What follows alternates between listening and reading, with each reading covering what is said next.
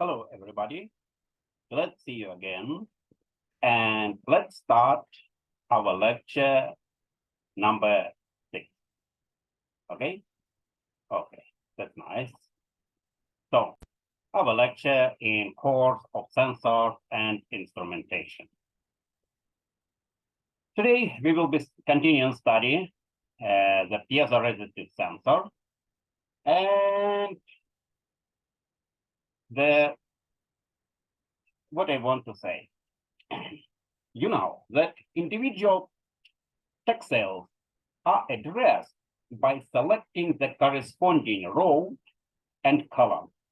For instance, by applying a reference voltage on the column electrode and measuring the current through the selected row electrode.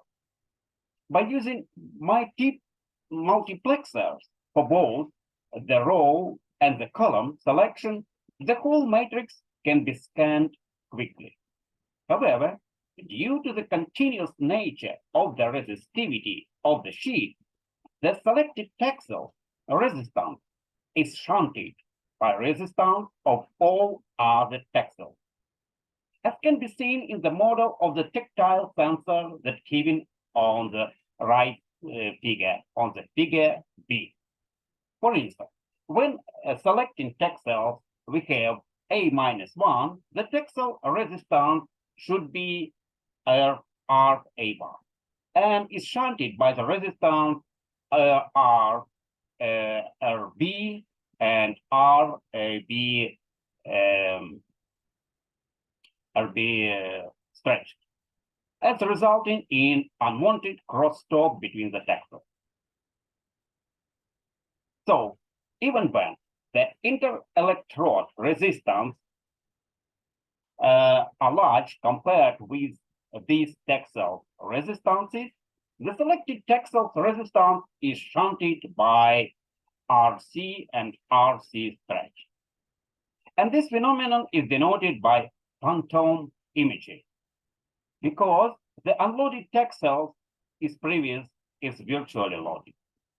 So if we have an M times M matrix, many of such phantom images are seen by the selected textile, and the fact that is more pronounced when loading multiple textiles on the active device.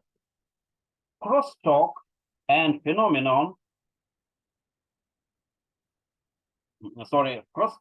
phantom images are reduced by actively guarding the non-selected rows and columns, and thus the zeroing the potential over the all non-selected textiles. The principle is illustrated with the simple 2 times 2 matrix on this figure. In the left figure in A, we have selection of textiles is performed by connecting a voltage V to column electrode.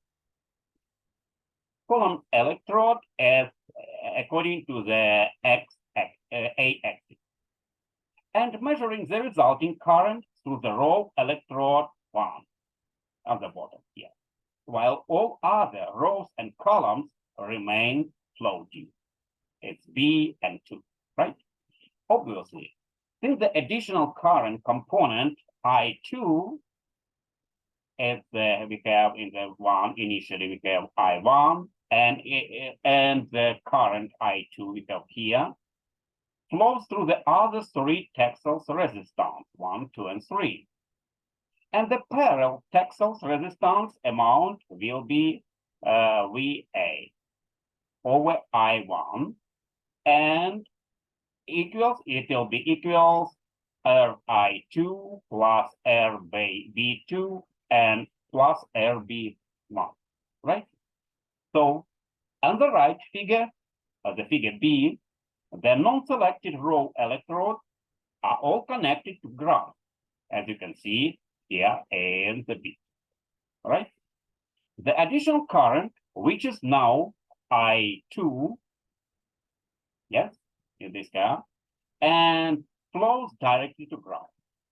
So the measured resistance, it should be VA over I1 and equal RA1.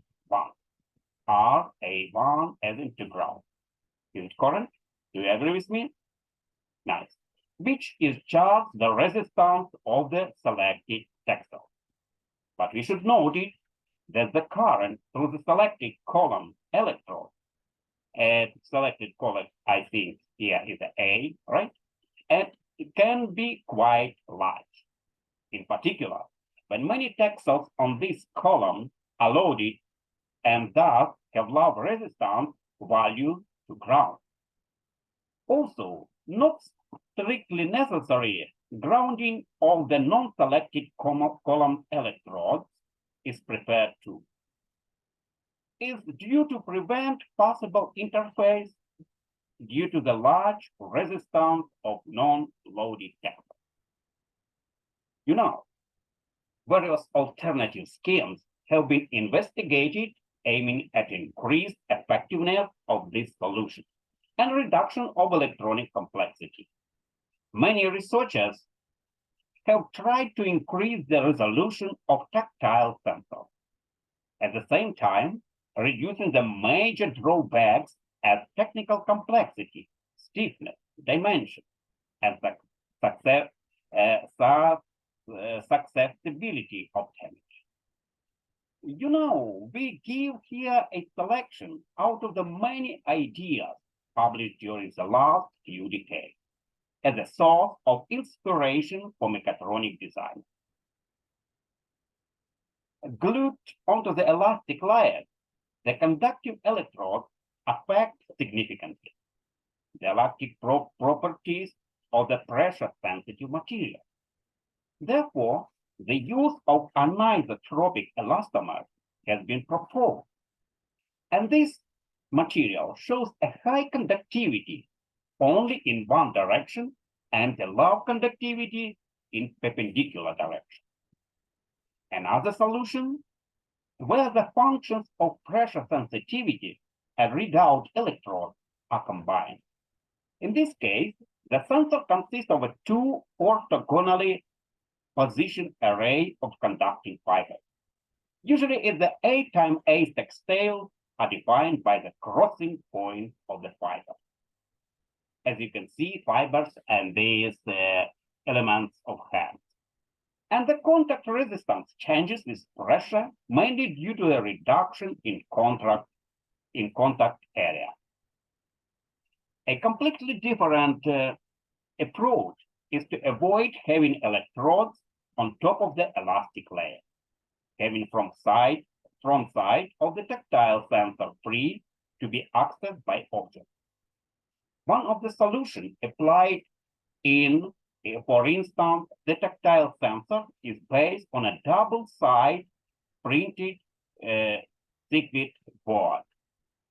And as you can see for this moment, I want to reaction and more. I want to pause. So the 16 times 16 tactile sensor respond to the contact resistance between highly conductive elastometric sheet and an electrode pattern deposited on the printed circuit board. The layout of the one textiles of the PCB is given in this figure, showing how the crossing between column electrodes and row electrodes can be realized. The pressure-sensitive part of each textile consists of the two crossing areas between row and column. And often overlooked aspect is mechanical crosstalk between adjacent textiles, due to the stiffness of the elastic layer or an additional protective layer. The sheet material acts as a spatial low pass filter in the transduction from applied force at the top to the measurement side at the bottom of the sheet. And hence, the spatial resolution is not equal on the pitch of the electrode, but might be substantially lower. Another aspect to be discussed here is the measurement of shear forces using a tactile sensor. Most of the devices discussed so far are only sensitive to normal forces, that is, a force pointing perpendicular to the sensor surface. A shear sensor should also be sensitive to tangential forces. Few resistive tactile sensors thus offer this ability. A frequently used alternative for resistive sensors as tactile sensors is the use of capacitive sensors. Also, these capacitive sensors, textiles, can be created. For example, the skin in the earlier mentioned robot IQ. Look at this picture, please. Contains a large grid based on capacitive sensing. This system will be described in capacitive sensors a bit later. Resistive touch screens use a similar strategy as the tactile matrix described in this figure. However, instead of an array of electrodes, only 2 electrodes are placed at opposite edges of a film coated with a uniformly distributed conductive coating. 2 coated sheets are placed with the conductive layer facing each other, separated by a layer of space at top. And upon application of pressure by a human finger or pointing device, 2 coupled voltage dividers are formed, allowing position detection, as shown on the figure A on the top of this slide. By biasing one of the drivers according to the x-axis, one tap of the other axis can be used as sensitive point, as shown in figure B on the bottom part of this slide.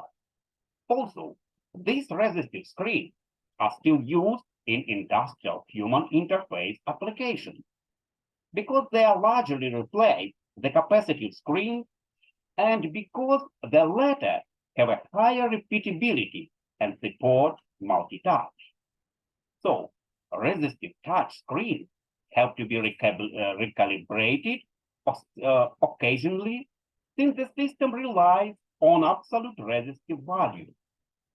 And whereas a capacitive touch screen relies on sensitive relative capacitive changes. And now let's study another subtopic of today's lecture called interfacing piezoresistive sensors. In this part of the lecture, a number of practical examples for interfacing piezoresistive sensors. Interfacing of these sensors for embedded applications will be discussed using the Arduino microcontroller platform. Okay, let's go.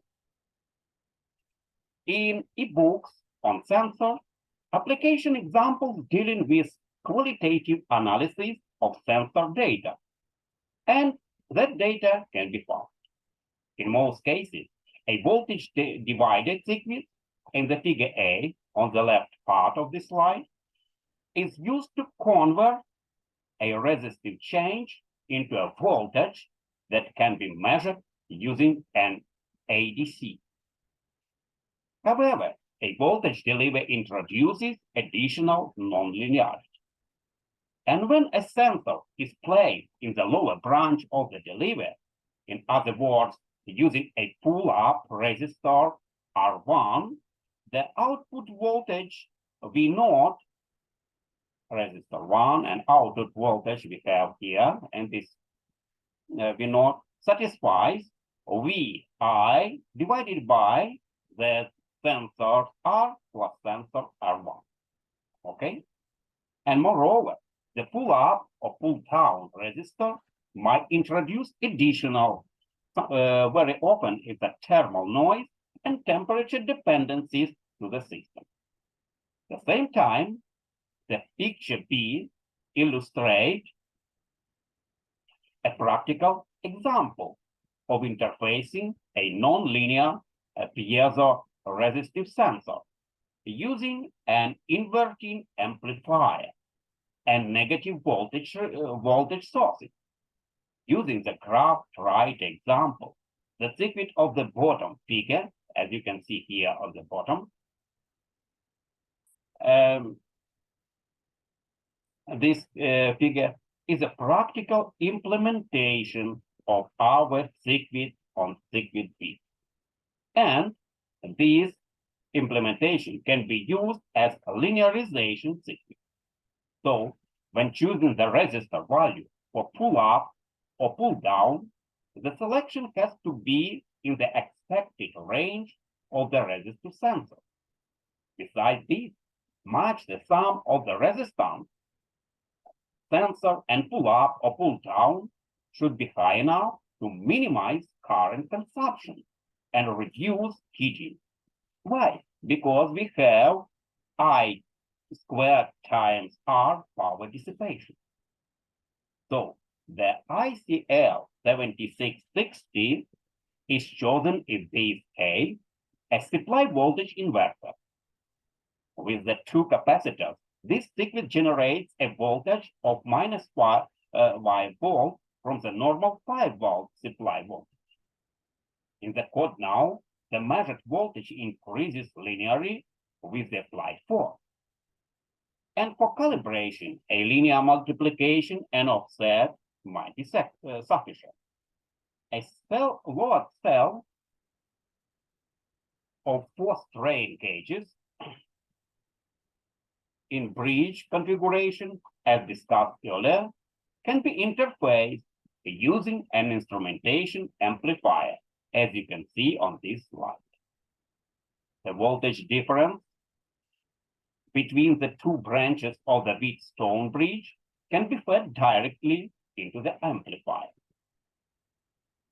In order to facilitate noise, immunity on AC voltage could be applied to power the bridge. However, for the sake of simplicity, the load cell will be powered by supply voltage. And the next figure, as you can see in this slide, illustrates the interfacing of a load cell and the instrumentation amplifier to the Arduino board. And now it's time to study new topic of today's lecture. It's a topic called magnetoresistive sensors. And we will be starting with magnetoresistivity first. You know, some ferromagnetic alloys show anisotropic resistivity, which means that the resistivity depends on the direction of the current through the material. And this property arises from the interaction between the charge carriers and the magnetic moment in the material. As a consequence, the resistivity depends on the magnetization of the material. And this effect, called anisotropic magnetoresistivity, AMR, anisotropic magnetoresistivity, and was discovered by Thomson in 1856, and is manifest in materials as iron, nickel, and alloys of those metals. Those metals alloys, so often called thermalloys. The effect is rather small and requires very thin layers to be useful for sensing applications. In 1970, the first magnetoresistive CAD for magnetic recording appeared, but it was only in 1985, after 15 years, that a commercial type drive with the magnetoresistive CAD. To describe anisotropic resistivity is rewritten into the first equation, as you can see here on the left part of the top. Here we have rho X and rho Y on the diagonal of the matrix are the components of the resistivity and X and Y direction. In general, the resistivity is large in the direction of the magnetization and small in the perpendicular direction. Assume the magnetization is on the x direction only, as you can see on the bottom one. If our psi is the angle between the current density, as you can see in the next B picture, current density vector of J and the magnetization vector M, the resistivity can be described according to the second equation for rho from psi, this second equation. As the material parameters rho parameters as a rho naught and B can be determined by the sensitivity of the device. And the angle psi is run from 0, where the resistivity is maximal, to 90 degrees when we have minimum resistivity. As an example, for a 50 nanometer thick layers of permalloy, rho x is about 2 times 10 in -7 ohm, and rho about 3 times 10 in power -9 ohm.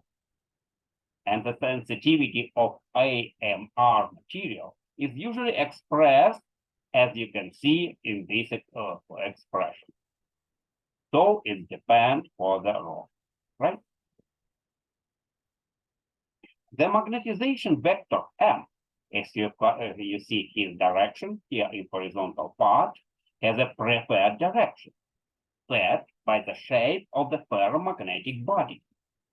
For a field-shaped body, if we have length L, width W, and thickness T, the preferred magnetization is along the Z direction, with a strength that can be expressed by an effective magnetic field H. The relative change in resistance can now be expressed of term H naught, effective magnetic field without change, and the external field Hy, according to the equation. And so the resistance decreases with the external magnetic field in both positive and negative in y direction. So for sensor purposes, this symmetric sensitivity is very unlucky because it is strongly nonlinear and multi-valued. To improve sensor behavior, an angle offset is required to shift the 0 to, for instance, 45 degrees. One way to achieve this is the introduction of an extra magnetic field. A more elegant way is to offset the direction of the measurement current I. And this is accomplished by a special arrangement of the electrodes. This is called the barber pole, after the similarity to the red-white spinning poles at barber shops. Due to the low resistance of the electrode, deposited as thin layers on the ferromagnetic sheet, the current is forced to flow through the device until the angle approximately 45 degrees. At zero field, the angle between the current I and the magnetization M is equal 45 degrees, correspondingly to a resistivity of about half the minimum value. But when a magnetic field is applied in positive y direction, the angle decreases, so the resistivity increases and vice versa. Commercial barber pole magnetic sensors contain 4 Mendes-like structures as in this figure, arranged in a full bridge to compensate for common mode electrode errors. Typical data measurement range from 0 up to 1000 ampere per meter. When specified is Gauss, the range refers to magnetic induction B rather than magnetic field strength H, and the conversion factor according when we have B proportional mu naught mu R times H. and must be applied. Inductive and magnetic sensors on inductive and magnetic range may be worked from -40 centigrade up to 150 centigrade. And in this case, nonlinearity error about 1% at FSP. Resolution and offset are mainly determined by the interface electronics. The resolution is good enough to measure the Earth's magnetic field, allowing compass heading for mobile robots and attitude sensing when we have walking robots. These 3-axis devices are available as well. They actually consist of 3 orthogonally positioned magnetoresistors in the one package. And around 1980, magnetoresistive devices were realized that inhibit a much larger sensitivity, according to the so-called giant magnetic resistance, JMR. Giant magnetic resistance effect as the giant magnetic impedance, JMI effect. A JMR, giant magnetic resistance. This device consists of a multi-layer of ferromagnetic thin film, typically from 1 to 10 nanometers thick, and sandwiched between conductive but non-ferromagnetic interface. The physical principle in this case a bit differs from the AMR sensor. In the absence of an external field, the magnetization in the successive layers of a GVR structure is anti-parallel. In this state, the resistance is maximum.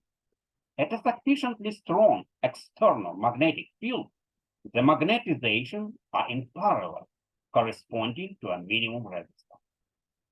The GMA sensor employs the skin effect, the phenomena in which conduction at high frequencies is restricted to a thin layer at the surface of the material. And the axial impedance of an amorphous wire may change as much as 50% due to an applied magnetic field. Present research in aiming at higher sensitivity, better thermal stability, and wider frequency range demonstrate. Commercial GMR sensor became available around 1995. Current research focuses on even higher sensitivity. In layer structures of the amorphous ribbon made up of particular alloys, GMR ratios of up to 200–2400%. Yes, not 2400%. And since GMR reading heads for magnetic disks are gradually replacing the oldest thin film AMR heads. And there is some confusion about the terminology. GMR is now often called just MR or AMR. In 1993, another group of materials, manganese-based perovskite, has been discovered exhibiting an even stronger magnetoresistive effect, at least at low temperature and high magnetic field. For this reason, the effect is called colossal magnetoresistivity. Unfortunately, at room temperature, the effect is much smaller, but nevertheless, it can be employed for sensor purposes. And this table presents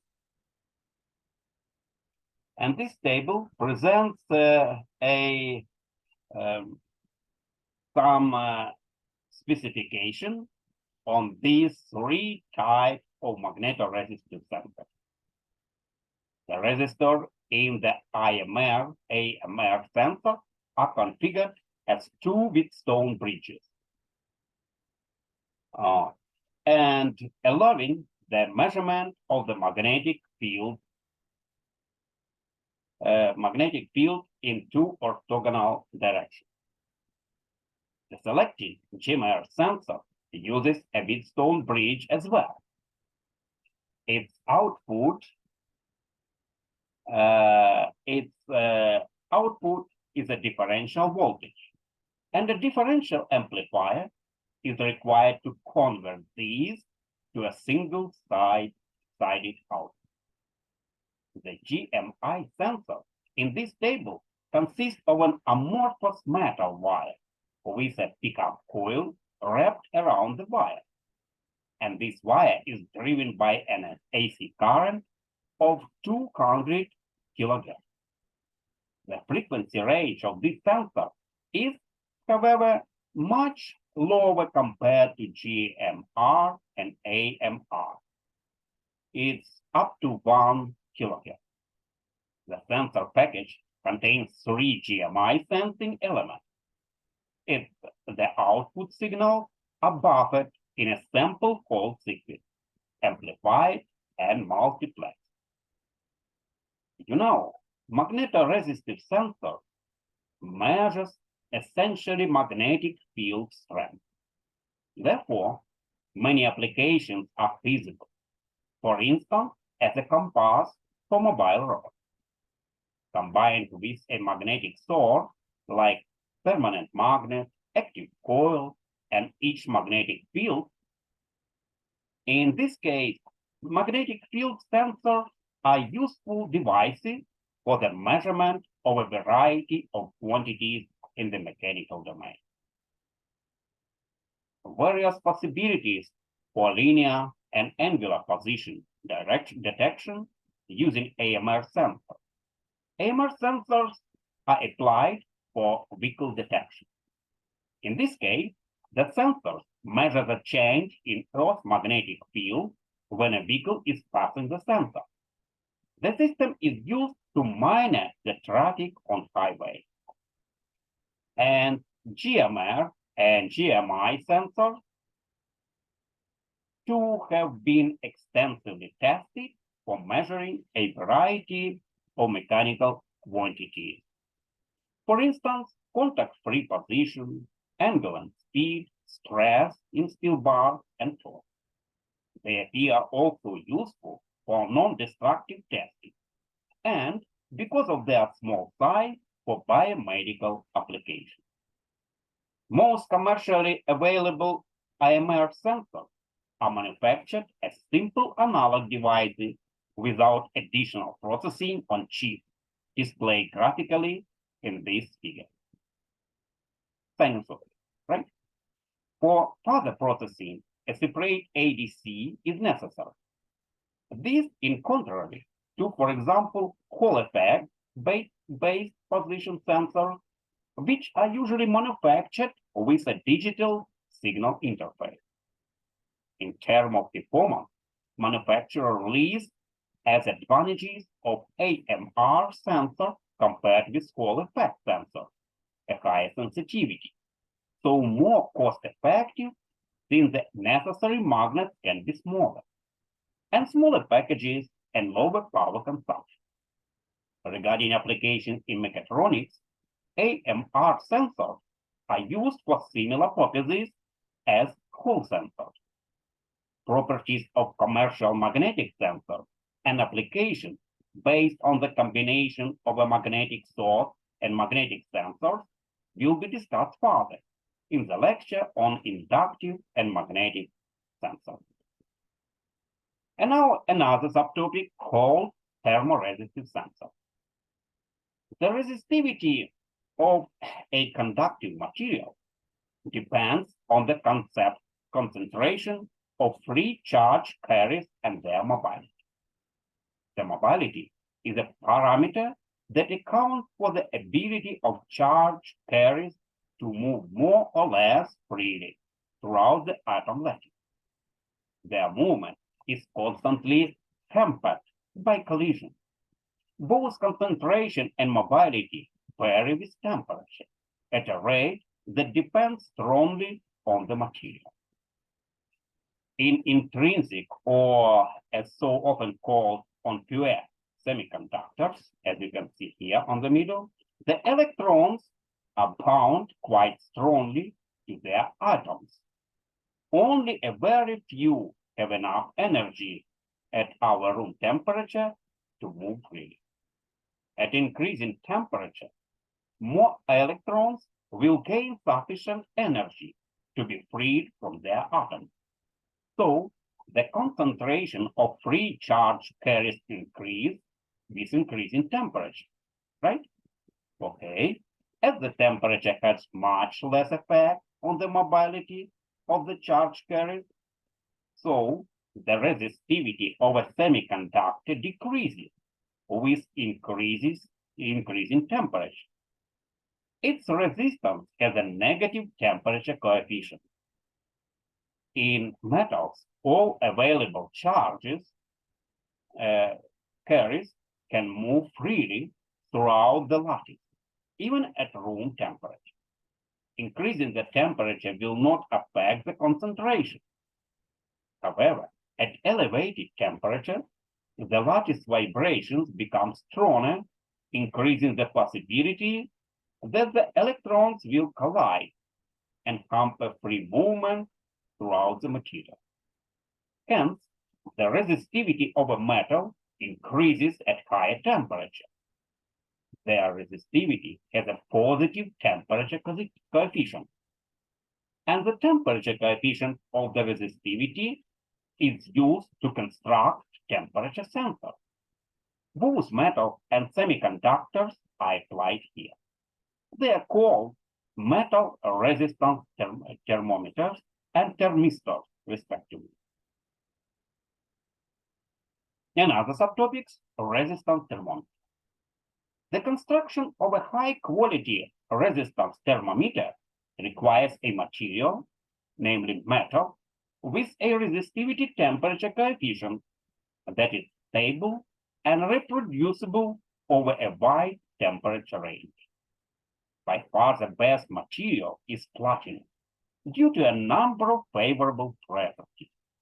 Platinum has a high melting point, namely 1769 centigrade. It's chemically very stable, resistant against oxidation, and is available with high purity. Platinum resistance thermometers are used as international temperature standard for temperatures between the triple point of the hydrogen equilibrium. It's nearly the 13 Kelvin. And the freezing point of silver near the 961 centigrade, but can be used up to 1000 centigrade. A platinum thermometer has a high linearity. Its temperature characteristic is given by equation at this slide. Oh, sorry, by this equation as the first type. You can see here. A platinum thermometer has a high linearity. Its temperature given by this equation. And the values of coefficients you may find at the bottom on this part. And specified according to various standard and temperature range. As an example, the resistance of platinum Hungary is characterized according to the standard as between the range from -2 centigrade, 200 centigrade, up to 0 centigrade. And for the temperatures from 0 up to 850 centigrade, the parameters A and B are the same, only C equals 0. The tolerances are also specified in the standard definition. For instance, the resistance value of a class A for platinum Hungary temperature sensor near the 0.06%, which corresponds to a temperature tolerance of 0.15 Kelvin. At the upper end of the range, near the 850 centigrade, the tolerance is 0.14% or 1.85 Kelvin. Class B sensors have wider specified tolerance, for instance, 0.3 Kelvin at the range of 0 centigrade. There also exist resistance temperature sensors with other values than 100 ohm at 0 centigrade. For instance, platina 1000 with a resistance value of 1000 ohm at 0 centigrade. However, platina 100 is most popular for industrial applications. The sensitivity of platina 100 is approximately 0.4%, and the parameters B and C account for the non-linear relationship between temperature and resistance. Within a limited temperature range, the nonlinearity might be neglected when a high accuracy is not required in our case. The tolerances and nonlinearity errors discussed so far relate to the sensors only. Additional errors may be arise due to the self-heating, errors of the interface circuit connecting cable resistors. Self-heating should be minimized by reducing the current through the sensor and the low thermal resistance to the environment. A measurement current I introduces heat dissipation in the sensor. For example, at 0 centigrade and 1 milliampere current, the dissipation is only 0.1 milliwatt. In order to limit the error due to the self-heating to 0.1 centigrade, the sensor should be mounted in such a way that the thermal resistance is less than 1000 coulombs per watt. Special integrated circuits are available that facilitate the interface between resistive sensors and the microprocessor or microcontroller. They are based on the either single, 2, or even 3-point calibration technique. Present interface modules have high resolution and accuracy and are suitable for multi-sensor applications as well. For instance, the interface circuit for platina 1000 resistive temperature sensor has a resolution only as 0.1 ohm and a relative systematic error, in this case, less than 0.01%. And the output voltage of this circuit you may see in this slide. With the resistors R3 and R4, the output can be adjusted to 0 at an arbitrary temperature. No, for instance, near the 0 centigrade. The resistor R1 sets the sensitivity of the circuit. Obviously, the accuracy of this interface is set by the tolerances of the voltage source E, and the resistances R1, R3, and R4, which all should be chosen in accordance to the required performance of the measurement system. Resistive sensors can also be connected in a bridge configuration. In order to reduce nonlinearity and unwanted common mode interferences, the effect of cable resistance must be substantial, in particular when the sensor is located far from the measuring circuit. Its influence can be compensated, and this is very nice. A thermistor construction on the board's thermally sensitive resistor is a resistive temperature sensor built up from ceramics. Commonly used materials are sintered, oxidized from the iron group, like chromium, manganese, nickel, cobalt, and iron. The most popular material is mangan 3 and O4. These oxides are topped with elements of different valence to obtain a lower resistivity, giving them semiconductor properties, mainly of the p-type. And several other oxides are added to improve the reproducibility.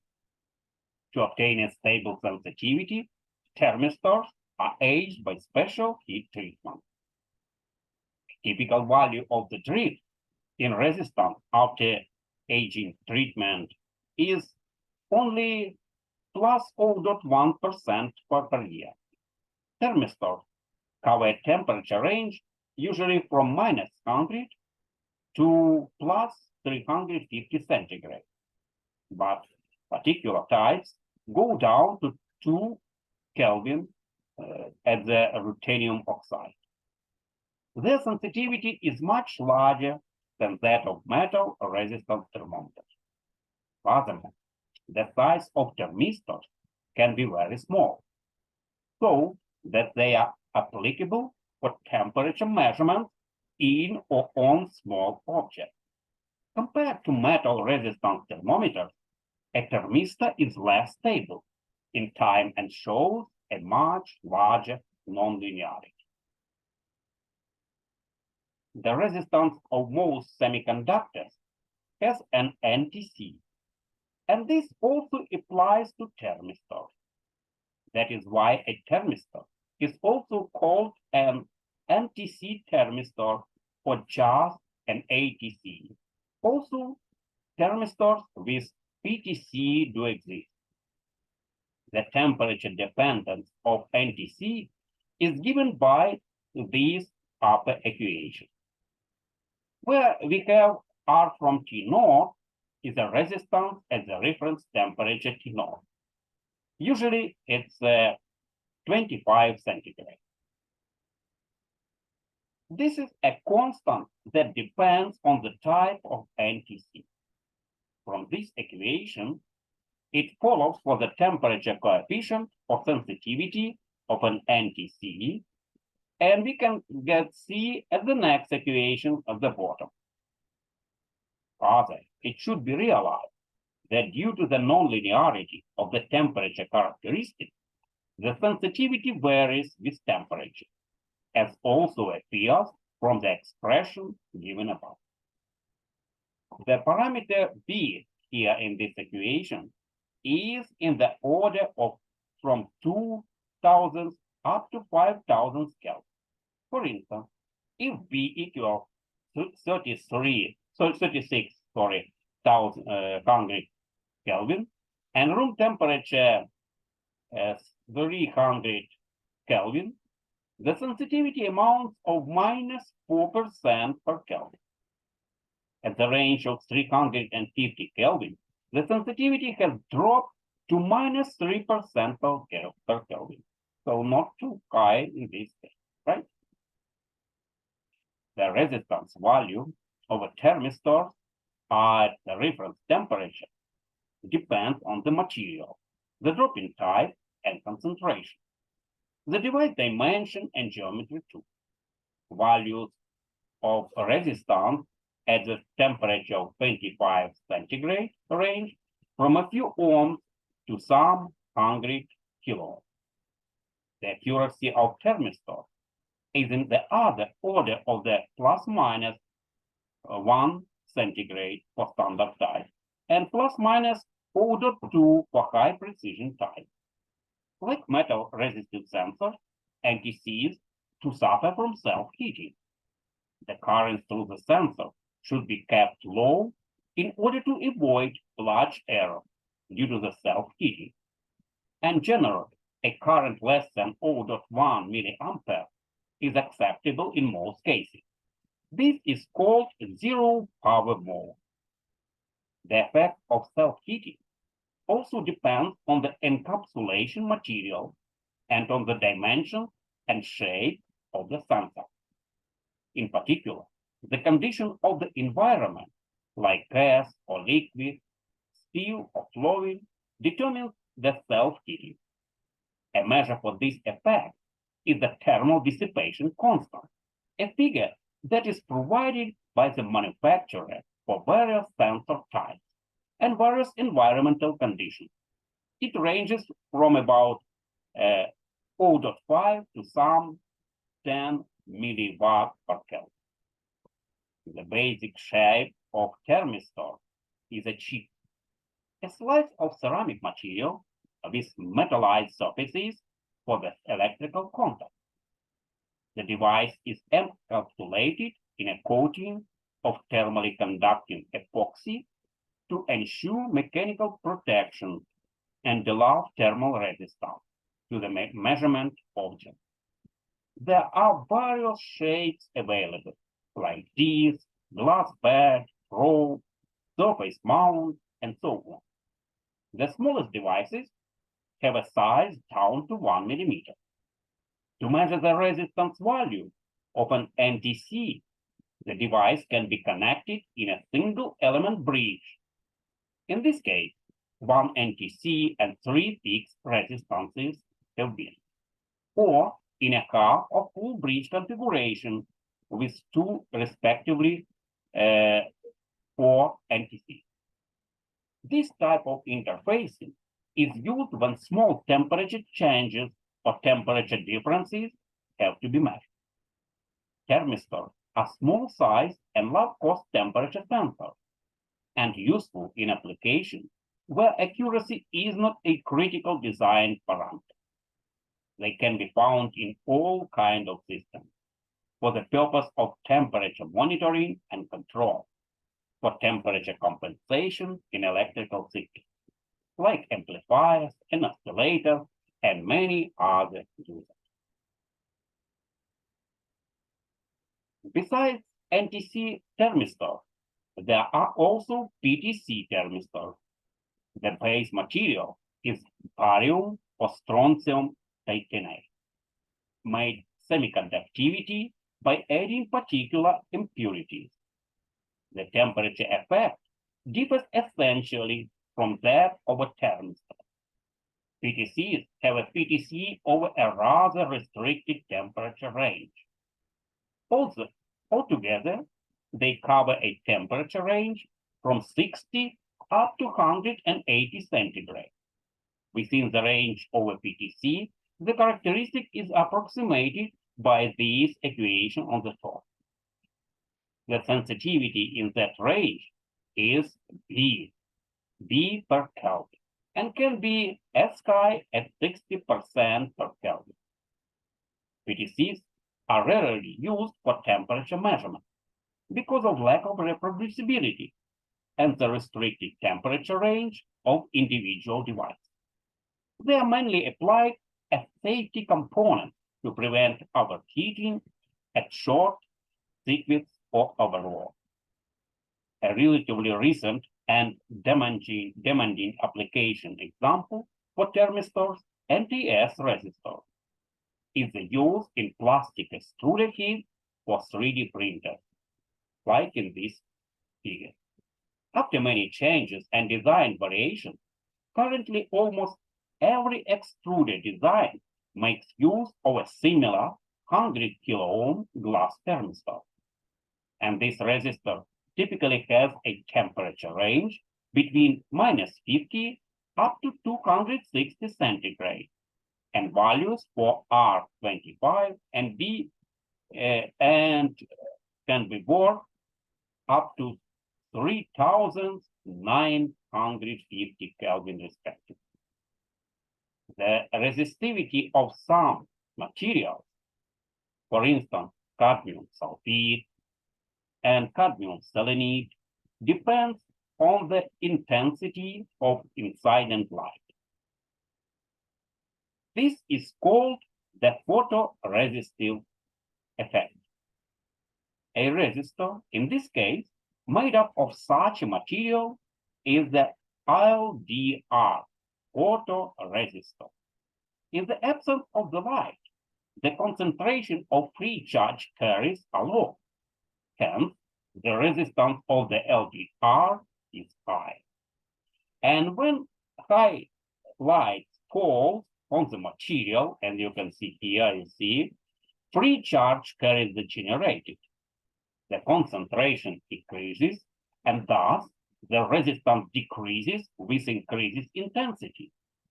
The resistance of LDR varies according to this equation of this corner, where E here we have it's incident power per unit area. A and B coefficient A and B is a bin constant that depend on the material and shape of the resistor. The resistivity of an LDR depends on the wavelength of the light, so it is expressed in terms of spectral sensitivity.